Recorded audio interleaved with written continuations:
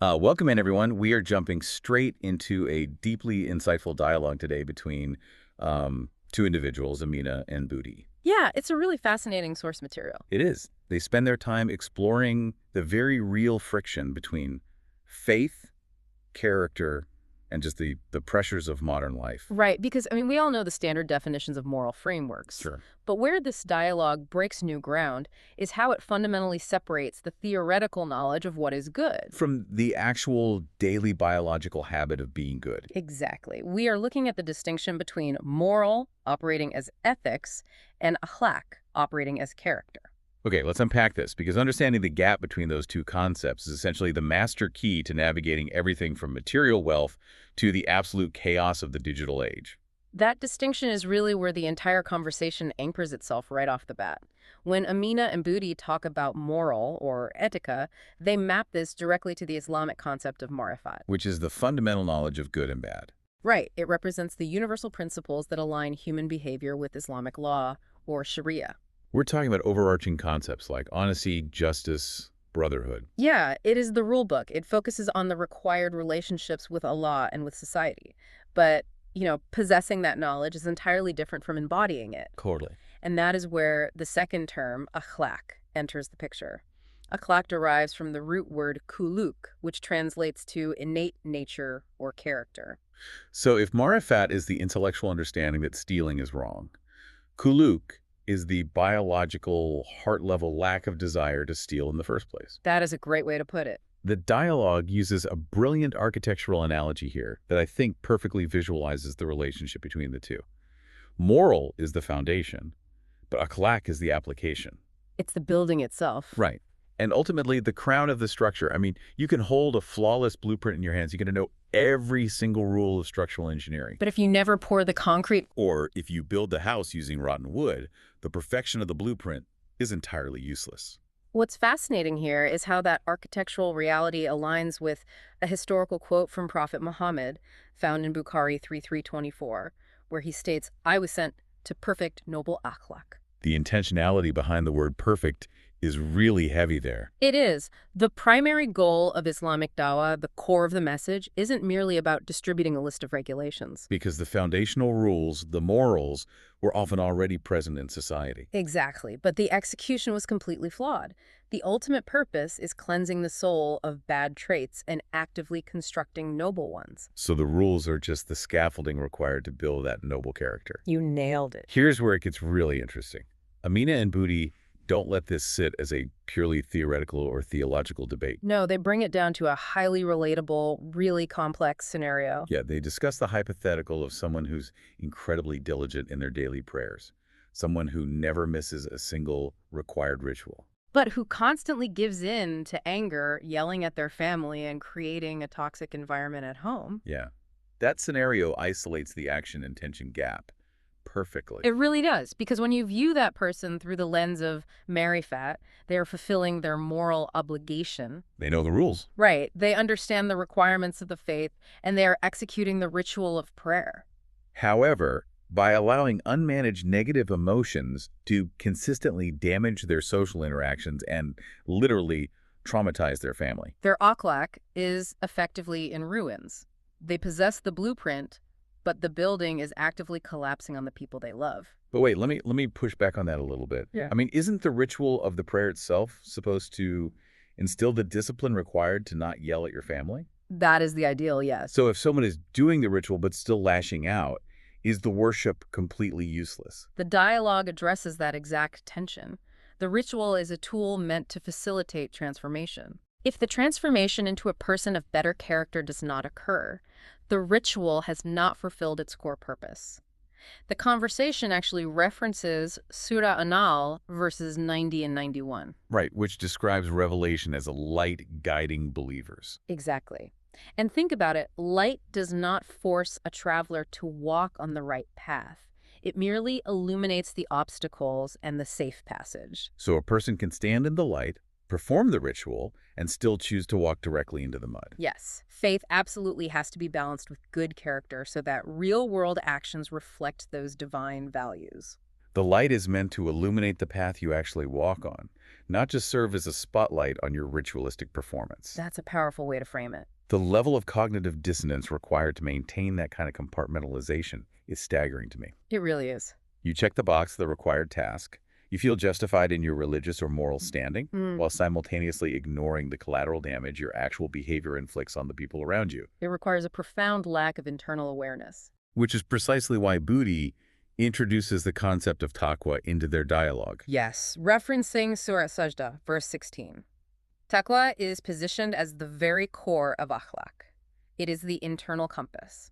How does the dialogue define it? It defines it as a state of the heart that fears Allah, which naturally leads a person to avoid sin and actively approach goodness. So if you possess taqwa, you don't avoid destructive behavior simply because there is a written rule against it. Right. You avoid it because your internal compass naturally repels it. Your internal state has aligned with the blueprint. That concept of the internal compass provides the perfect bridge into how they apply this to the material world. It really does. We are living in an era defined by hyperconsumption. And Amina has this incredibly grounded moment of self-reflection regarding a car. Yeah, the car analogy is striking. There is a scenario discussed where someone buys a brand new car, but they are too selfish to use it to help anyone else or share their time for social work.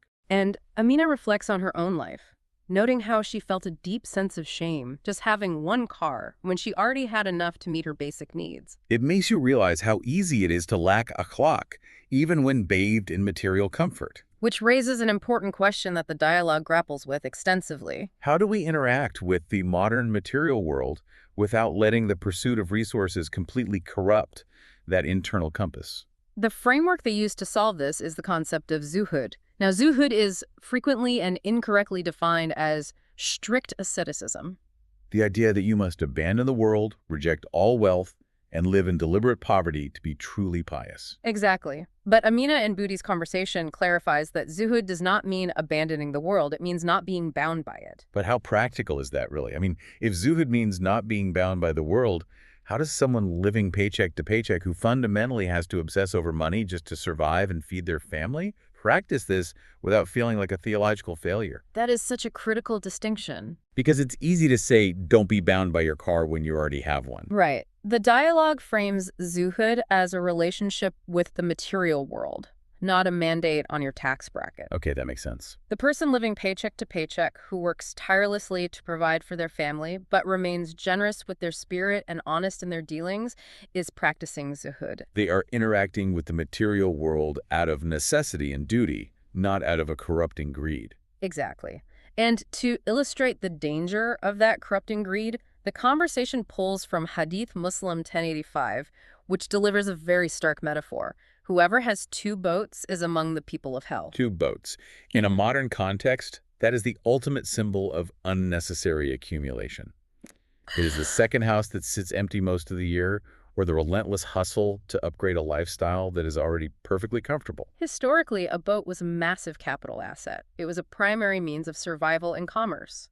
The warning against the second boat is a metaphor for the dangers of accumulating wealth purely for the sake of accumulation. When you are relentlessly chasing the second boat, your attention is entirely consumed by the maintenance of your assets, rather than the maintenance of your character. You lose the internal compass because your heading is constantly dictated by the protection and expansion of your wealth. So the solution they arrive at isn't to burn the boats.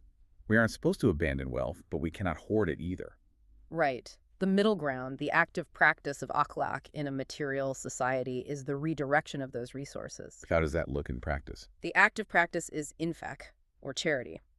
It is the deliberate unbinding of yourself from your wealth. By taking the material blessings you have accumulated and consciously redirecting them to elevate others. Yes, your external actions prove the internal reality of your taqwa. The wealth goes from being a potential anchor that drowns you to a tool that actively builds your crown. Which brings us to a fascinating evolution in their dialogue. Because hoarding physical resources like a car or a boat is one thing. Yeah.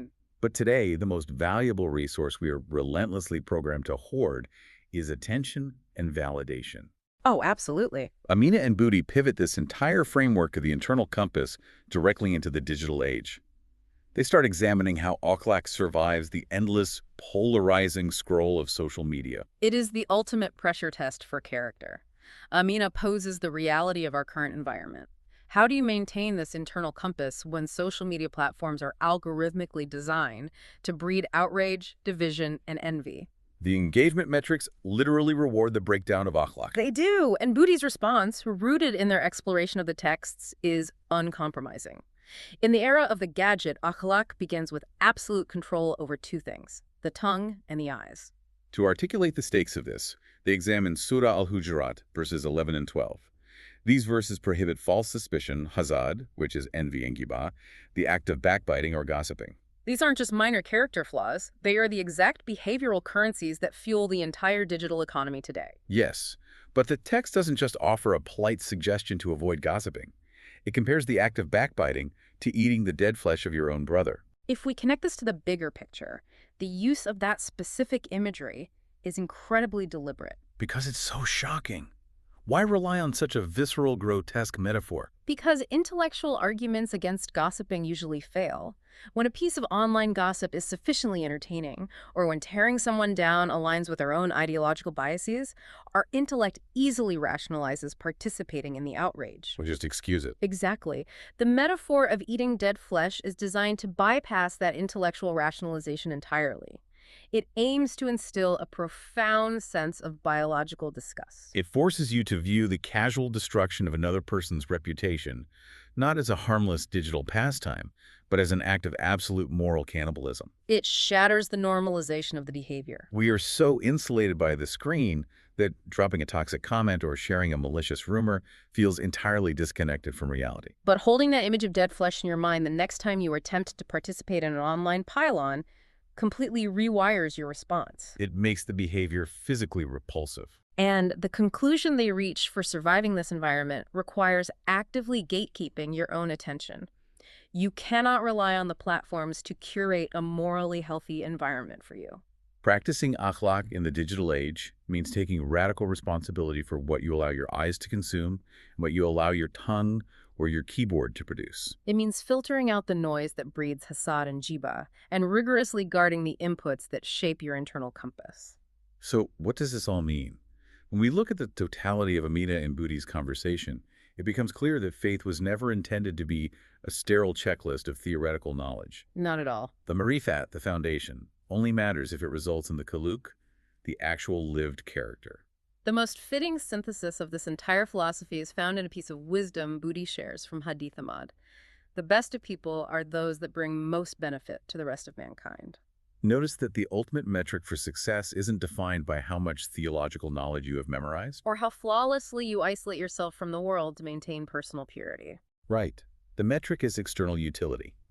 The ultimate test of your internal foundation is the measurable positive impact you have on the people around you. That is the real evidence of Akhlaq. If the ultimate proof of our internal foundation is indeed how we treat the external world, it forces us to look ahead at the tools we are building. It really does. We've discussed the car, the boat, and the smartphone. But as we increasingly rely on artificial intelligence to curate our information, filter our interactions, and even generate our responses to one another, we face an entirely unprecedented challenge. A huge challenge. If our digital footprint is the modern manifestation of our akhlaq, what happens when AI starts making those micro-moral choices on our behalf? That is a staggering thought. If the algorithms are the ones deciding who we interact with and how we perceive them, are we quietly outsourcing our akhlaq to machines that have no internal compass at all? Think about it. We will catch you on the next deep dive.